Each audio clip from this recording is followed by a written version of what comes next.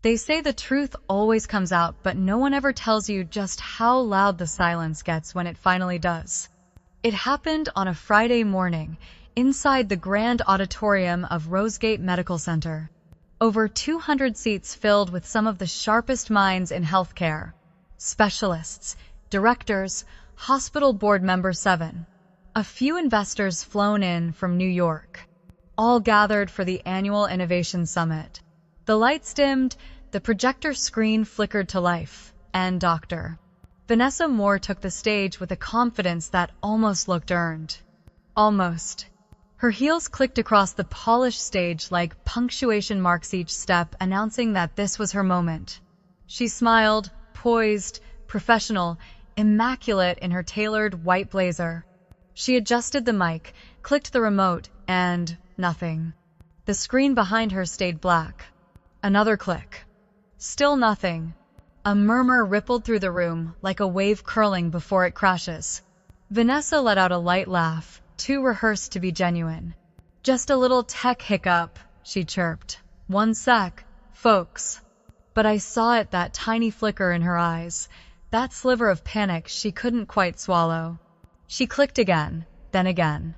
Her voice began to drift into filler talk buzzwords, vague frameworks, timelines she couldn't back up. She had no charts, no metrics, no visuals. Because I had them. Because I built them. Because every line of code, every predictive model, every clinical data point she was trying to fake was mine. I sat quietly in the second row, hands folded, face calm. I had waited 3 weeks for this moment, not for revenge, for truth. And when the murmurs turned into tension, when someone finally raised a hand and asked, "Do you have the actual results file?" she froze. That's when the spotlight shifted literally and figuratively. The conference organizer looked toward me. "Dr. Carter," he said, "I believe you were involved in this project as well?" I stood slowly. "Not just involved," I said, reaching into my bag. "I'm the one who wrote it." And the moment I plugged in my USB, the truth exploded onto the screen, bright, bold, undeniable. This wasn't just a presentation. It was a reckoning. Before the summit, before the spotlight, before the USB drive changed everything. I was invisible, and I was okay with that. My name is Dr. Evelyn Carter, and if you asked anyone at Rosegate Medical 6 months ago who I was, they might have paused, tilted their head, and replied, "Oh, her? She's always in imaging. Quiet. Never really talks much." They weren't wrong. I was quiet. Not timid, not passive, just focused. While others chased accolades and talked circles around ideas in conference rooms, I was tucked away in the diagnostic AI lab, elbow deep in code and clinical trial results. I wasn't interested in being seen. I was interested in building something that worked. Because I knew that flashy pitch decks and buzzwords don't save lives, data does, precision does, reliability does. And so, while the hospital bustled with politics and performative leadership, I kept my head down and worked. Nights blurred into mornings. I missed dinners, birthdays, even Christmas Eve. My apartment became a place I slept, not lived in. But I didn't mind, because I believed in what I was building. A predictive diagnostic model. One that could reduce false negatives by over 40% in early-stage tumor scans. One that didn't just flag abnormalities but learned from them. Got smarter. Faster. I had no grant. No flashy announcement. Just a small internal research approval and a borrowed server stack no one else wanted. That was all I needed. Vanessa Moore noticed me the way people notice an unlocked door in opportunity. She started dropping by the lab, asking small questions that seemed innocent. "How's the AI training going? Mind if I look at your interface layout? Can you explain that graph again? I'm so bad at math." I should have seen it coming. But when you're deep in the work, you don't look up for shadows. She never touched a line of code, never reviewed a trial. But she was charming, good in meetings, excellent at turning someone else's progress into a soundbite. And eventually, I started noticing my own phrases, me metaphors, my language coming out of her mouth in front of the department. Still, I said nothing, because I wasn't chasing validation. I was chasing accuracy. I figured the truth would sort itself out in the long run. I didn't realize she was building a stage with my bricks. 3 weeks before the summit, I found the internal invite list. There it was. Featured presentation. Dr. Vanessa Moore. Predictive Imaging and Diagnostic AI. No co-credit. No footnote. Not even a thank you. That night, I didn't cry. I didn't scream. I opened a new file and began again. Not the model, it was already finished. I began building the moment. Quietly, deliberately. Line by line.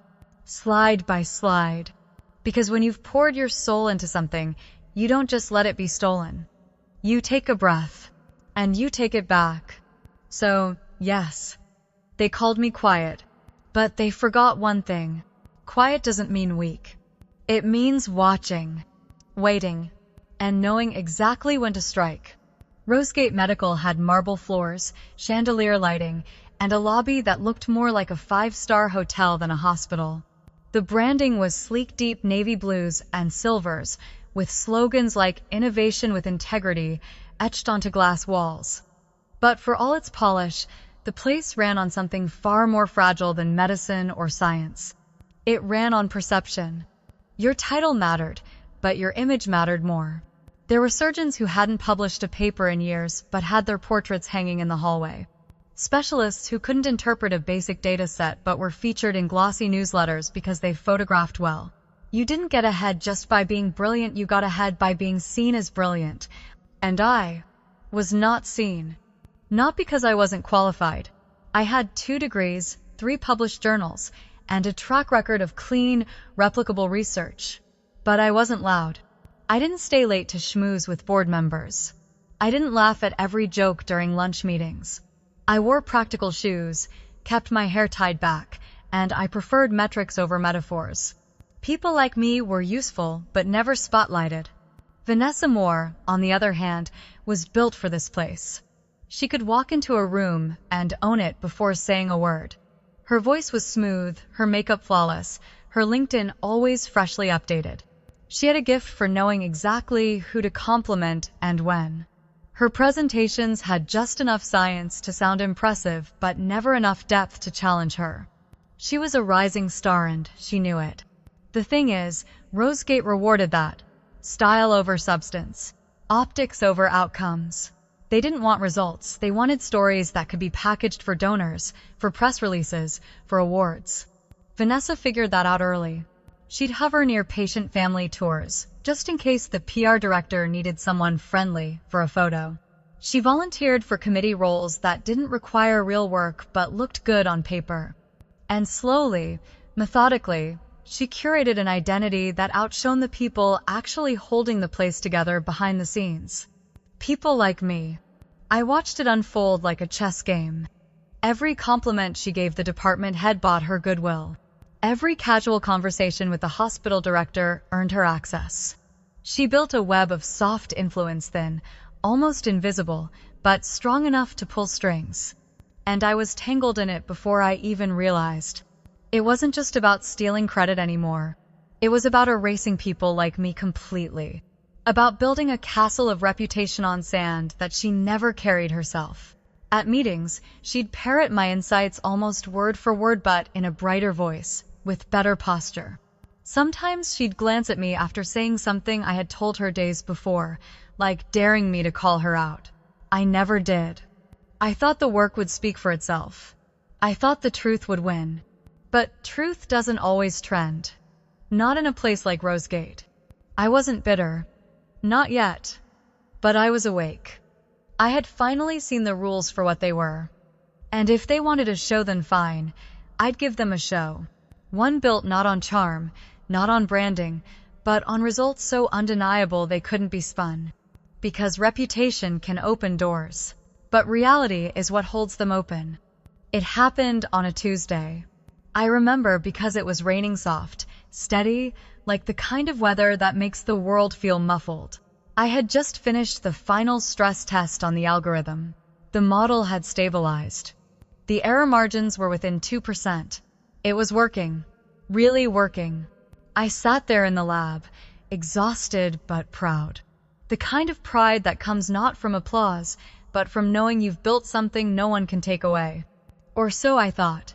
Later that afternoon, I was scrolling through my inbox, deleting the usual hospital Memus cafeteria menu updates, flu shot reminders when a subject line stopped me cold. Annual Innovation Summit. Featured presentations announced. I clicked without thinking. I wasn't expecting to see my name. Honestly, I hadn't submitted anything. I'd been too buried in code, in data, in doing the actual work. But curiosity is a habit I haven't been able to kick. There it was, bold and centered. Advancements in Predictive Diagnostics. Dr. Vanessa Moore. I stared at it for a full minute. Maybe more. Then I read the abstract underneath. And my stomach dropped. It was my model, my language, my framework. The exact phrasing I'd written in my internal documentation. Word for word. Even the clinical cases used as reference as identical. She hadn't even bothered to change the example patient IDs. I thought maybe it was a mistake. Maybe we'd submitted something together and I'd forgotten. Maybe someone had attached the wrong name. But no. Buried in the metadata of the draft presentation slidesies, I checked was her name, her edits, her formatting, her title. Mine was nowhere. For a few seconds, everything went quiet. The kind of quiet that isn't peaceful, but hollow. Like all the air had been sucked out of the room. I didn't cry. I didn't scream. I just sat there, staring at my screen, hands cold despite the heater humming beside me. I thought about the nights I stayed in the lab past midnight. The weekends I skipped brunch.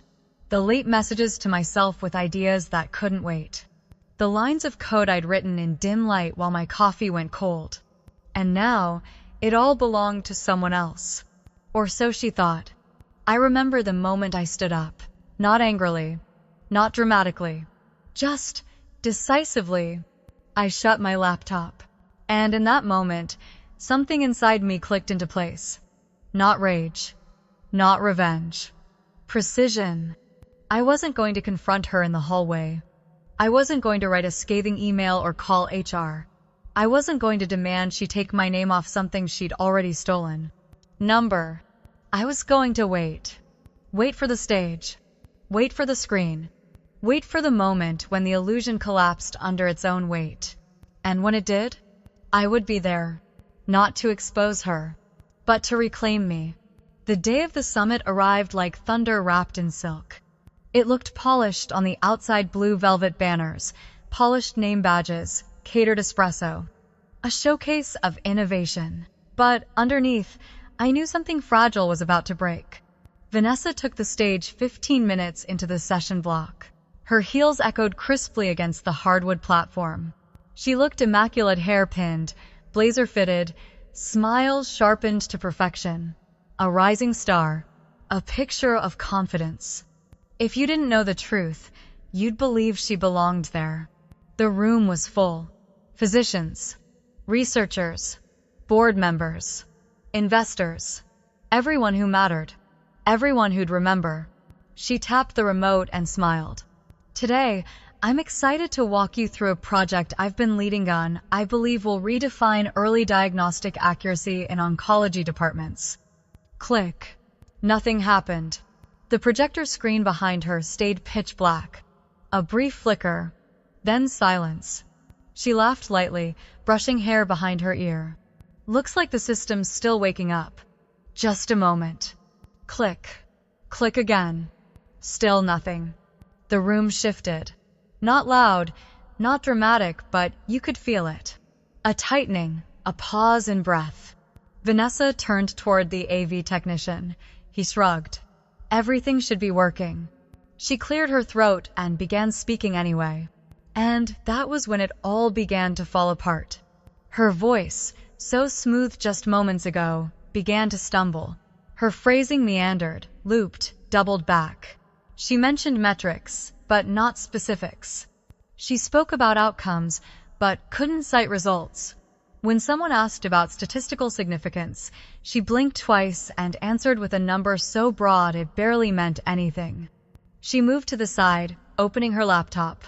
I watched from the second row, perfectly still. She navigated to the shared project folder. I knew what she was seeing: nothing. No charts, no visuals, no data. Just a single document left in bold, 24-point font. Good luck. She froze. Someone in the audience whispered. A camera flash went off. The VP of research leaned back in his chair, fingers pressed beneath his chin. And then, the first real question came. Dr. Moore, could you show us the training dataset that supports your algorithm's prediction rate? Silence. I believe the final files didn't sync, she said, voice a little higher now. There may have been a file transfer error. A lie.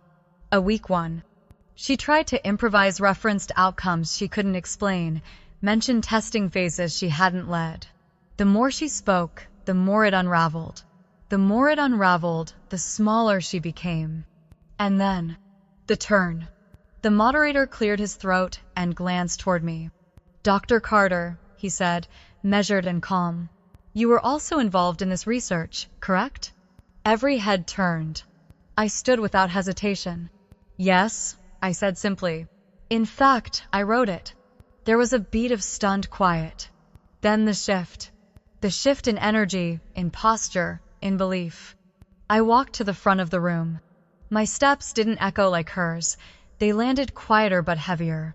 I slid my USB into the port. The screen lit up, smooth and seamless.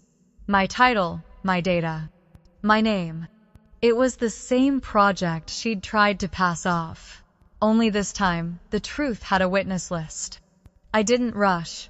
I didn't need to. The moment I plugged in the USB, the projector blinked to life like it had been waiting just for me. The title slide illuminated the screen in clean, sharp lettering. Predictive Diagnostic Modeling in Oncology Imaging. Lead Research, Dr. Evelyn Carter. My name. My work. My moment. The silence in the auditorium shifted, not awkward anymore, not confused, expectant. I could feel it like static in the air. I turned to the audience, let my eyes scan the room, not with defiance, but with quiet authority. I didn't smile. I didn't need to.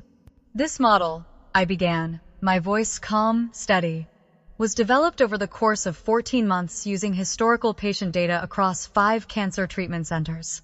The goal was simple: to reduce false negatives in tumor detection through AI, enhanced imaging interpretation. Click. The next slide appeared, a side-by-side comparison of baseline diagnostic accuracy and the improved rates under the new algorithm. The numbers were clear, stark, impossible to deny. A low murmur began, just a few words, a few pens scratching paper. I let the pause linger, like a held breath. We trained the model using over 3.2 million imaging samples, I continued, integrated with patient histories, treatment outcomes, and genetic markers. It didn't just identify growths, it learned patterns.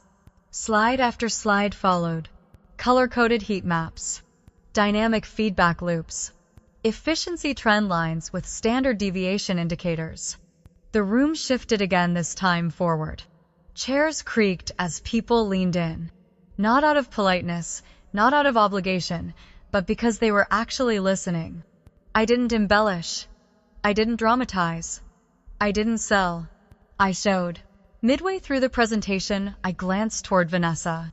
She had retreated into her seat, hands clenched in her lap, her gaze low. The glow from the projector danced across her face, but she looked faded, like a sketch someone had started but never finished. And I was whole. By slide 15, someone raised a hand. Dr. Carter, a woman from the biostatistics department, asked, "Were there any anomalies during training phases?" "Yes," I replied instantly. "Primarily in the second iteration, when we incorporated genomic overlays. The accuracy initially dipped by 4.6%. We corrected that by isolating noisy features and adjusting the weighted layers in the neural net." Heads nodded. Eyebrows rose. Pens scribbled faster. Another hand. Then another. Every question had an answer. Every answer had depth. Not rehearsed lines. Lived knowledge. This wasn't just data on a screen. It was proof that I hadn't just contributed to this project. I was this project. By the time the final slide appeared, projected savings, reduced diagnostic delays, implementation timeline, the room had shifted completely. What began as doubt had transformed into recognition. Real, genuine, earned respect.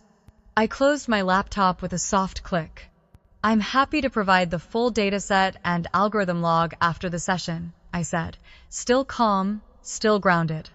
If anyone would like to review the backend or replication protocol, I'll be available during the afternoon breakout. Alt. The moderator nodded slowly.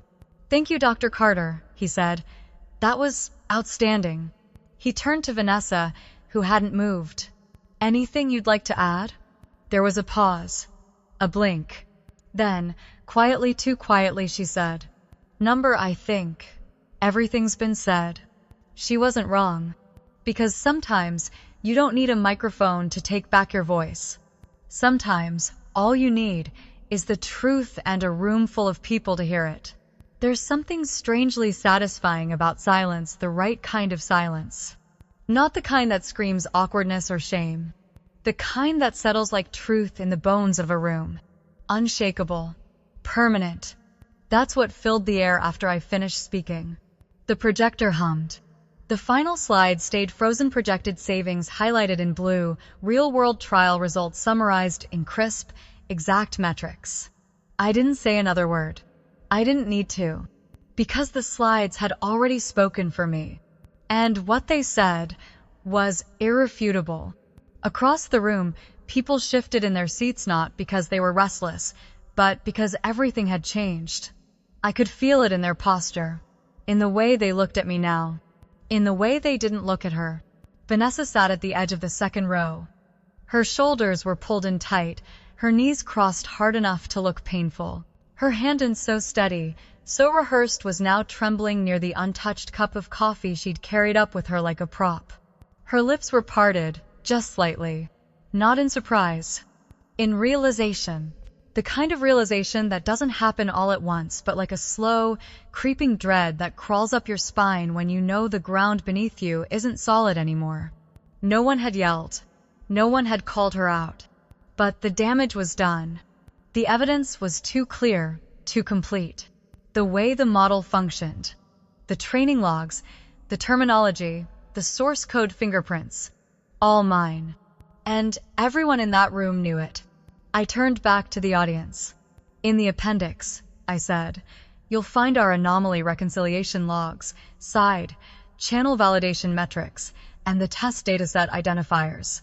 Every variable is cataloged by batch number for replication. I didn't look at her while I said it. But I didn't have to. That was the real difference between us. She memorized the language. I wrote it. She wore the title. I carried the weight. From the back of the room, someone spoke up. Juliane of the senior analysts from financial planning. Dr. Carter, she said, slowly, do you happen to remember when this model was finalized? I nodded. Wednesday night. 11:48 p.m. I uploaded the final dataset and backed up the simulation logs. Because, she continued, voice sharpening, we didn't receive any early drafts from the other presenter until, well, last Thursday morning. A one-page outline. No data. Another beat of silence. Then the shift completed itself. People didn't just glance at Vanessa, they turned away from her. Like a curtain falling. Like watching a character step off stage mid-scene because they no longer had a part to play. The moderator cleared his throat. Well, I think that clarifies a lot. Tadder. And with that, the room exhaled. Quiet murmurs picked up. Someone clapped, hesitantly at first, then joined by another. Not a standing ovation. Something quieter but heavier. Real. I stepped down from the podium, collected my laptop, and slid the USB back into my bag. Vanessa didn't move. She looked like she had melted into her chair legs, folded, fingers clenched, mascara smudged at the corners. She wasn't angry. She was exposed. Not because I humiliated her, but because she walked into the spotlight wearing someone else's skin and forgot the light makes everything transparent. Truth doesn't always need a trumpet. Sometimes it just needs a whisper, passed from the right mouth, in the right room, at the right moment. And that moment came 5 minutes after I stepped down from the stage. People were still talking low, scattered voices blending with the gentle clatter of coffee cups and laptop bags. But there was a new energy now. It wasn't just curiosity, it was alignment. Like gravity had suddenly shifted, and everyone felt it together. Then came the voice. "Excuse me," someone said, standing from the third row. It was Luis Mendoza, one of our imaging technicians. Quiet, dependable, the kind of person who never spoke unless he had something worth saying. "I just want to clarify something," he said, addressing the moderator. "I worked with Dr. Carter throughout the development of this model. I ran batch scans for 3 months, helped troubleshoot data inconsistencies during the second trial phase." His tone was measured, factual, no drama. But in that quiet voice was a loaded truth. She wasn't alone. She was the only one I saw in the lab after hours, he continued. Weekends. Holidays.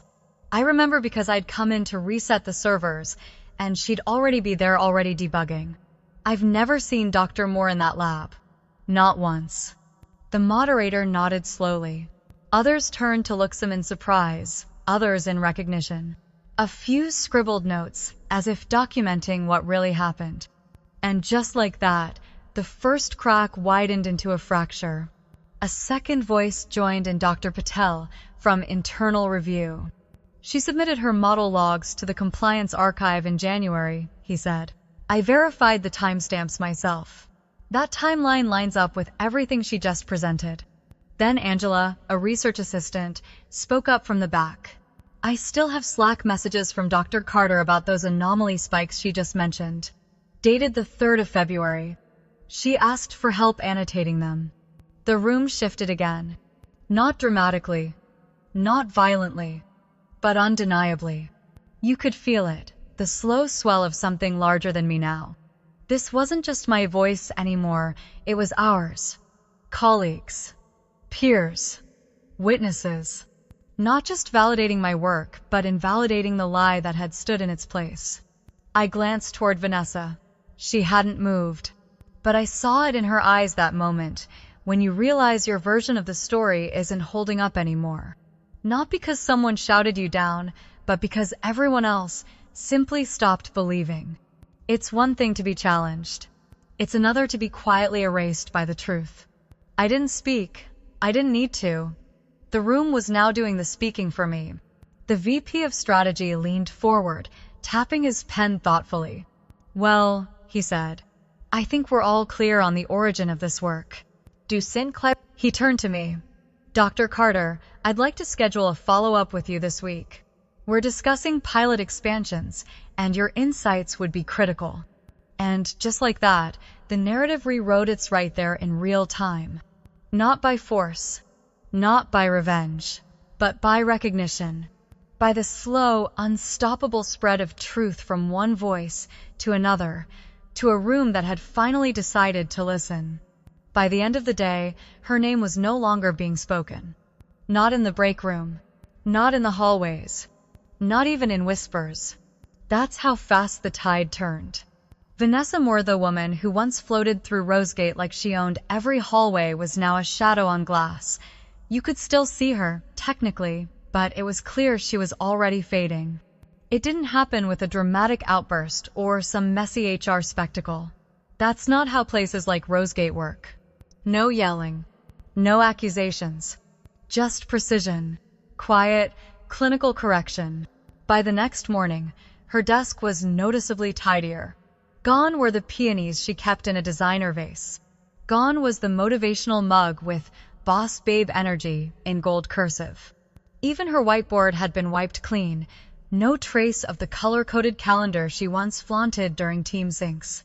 She arrived late. Her blazer was buttoned too high, like she was shielding herself from more than just air conditioning. Her eyes were tired. Hair, stiff, sprayed too perfectly as if she was trying to keep herself together molecule by molecule. She didn't look at me. Didn't look at anyone. By lunchtime, Word had already traveled further than even I expected. Colleagues who once greeted her with bright smiles and cheeky jokes now offered polite nods or nothing at all. Conversations quieted when she walked by. Doors that once opened for her now stayed closed without ever needing to slam. At 2:42 p.m., an internal email came in. Subject: Administrative Update. Body: Effective immediately, Dr. Vanessa Moore will be stepping back from active research involvement pending departmental review. All inquiries related to the Diagnostic AI initiative should be directed to Dr. Evelyn Carter. There was no apology, no explanation, just a quiet repositioning of reality. A few people forwarded it to me with no message, just a simple, in the subject line, as if even they didn't know how to frame what had just happened. But I didn't respond. I didn't celebrate. Because this wasn't about revenge anymore. It hadn't been for a long time. This was about restoration. About watching a false narrative collapse under its own weight and realizing you never needed to push. You just had to hold your ground long enough for the truth to show up. Vanessa didn't return to the lab that afternoon. She spent most of the day in her office, blinds drawn, door cracked an inch open like she couldn't decide whether to hide or pretend she wasn't there at all. And when she finally left head low, steps small, it wasn't in disgrace. It was in invisibility. The same kind of invisibility she had once used against me. And that, perhaps, was the greatest irony. Because you can only steal the spotlight for so long. Until it turns. And reveals the stage was never really yours to begin with. The office felt different now. Not louder. Not more excited. Just lighter. Like some invisible pressure had lifted, and people could finally breathe. Or maybe I could finally breathe. For the first time in months, I wasn't invisible. Not because I was chasing recognition, but because the work had finally spoken so loudly, no one could pretend not to hear it anymore. I noticed it first in the small things. The way my inbox, once filled with automated system pings and ignored internal memos, was suddenly full of meeting invites. Subject lines that read, "Brilliant work on the model, can we talk? Would love your input on our pilot strategy. Available for a quick sync?" I'd walk through the corridors and hear my name mentioned not as a footnote, not as a quiet afterthought, but as the center of a conversation. Evelyn Carter. The one who actually built the damn thing. It wasn't praise that fed me. It was the recognition of truth. The quiet correction of a story that had been written without me. By Friday, I got the calendar notification. 1 p.m. One-on-one with VP of Strategy. Scheduled by Executive Assistant to Mr. Rhodes. No back and forth, no rescheduling, just placed. As if it had been decided before I even knew it. When I walked into his office, he didn't offer small talk, just gestured to the seat and said, "I'll get straight to the point, Dr. Carter." He leaned forward, fingers steepled. "You've got something most people here never figure out. Talent, yes, but also execution. Discipline. Vision. The kind that doesn't just imagine something, it builds it, line by line." I didn't say anything. I didn't need to. I just met his eyes and waited. He smiled slightly. "We want to expand the pilot. A full rollout across 6 hospitals by Q3. And I want you leading it." There was a pause. One of those long, deliberate silences where you realize the moment is heavier than it seems. "You'd be reporting directly to me," he continued. "Budget control, hiring autonomy, full credit." He didn't say Vanessa's name. He didn't have to. It was like she had already been edited out of the future. And in her place, there I was. Not by accident. Not by luck. But by resilience. I nodded once. Professional. Grateful. Steady. But inside, something unfurled. Not pride, exactly. Something deeper. Like reclamation. Like standing on your own name after years of watching others try to wear it like a mask. I walked out of his office, calm, composed, and entirely unchanged on the outside. But something within me had shifted. Subtly, permanently. Because I hadn't just earned a promotion. I had taken back my authorship. The project. The progress. The story. It was mine again. And this time, I wasn't handing the pen to anyone else. It came on a Tuesday. No grand gesture. No knock on the door. No dramatic confrontation. Just a small white envelope leaning quietly against my monitor when I returned from a budget meeting. At first, I thought it was a memo. Another form to sign, another report to review. But when I picked it up, I noticed there was no name. No header, no label. Just a folded slip of paper inside, slightly creased at the edges, like it had been handled too many times before finally being delivered. I opened it. The handwriting was uneven. Slanted. Not messy, but rushed, like the words had fought their way onto the page. It said, "I was wrong. I'm sorry." That's it. No signature. No initials. No date. But I didn't need one. I knew exactly who it was from. And somehow, that made it quieter. Sadder. More human than any apology she could have given face to face. I held the note in my hands for a long time. It was barely heavier than breath, barely took up space, but in that moment, it felt like it weighed everything we never said. I didn't feel victorious. I didn't feel smug. I felt still. Not angry. Not relieved. Just still. Because this wasn't about her anymore. Not really. It wasn't even about the apology. It was about what came before it, the silence, the pretending, the mask, the theft, and eventually, the fall.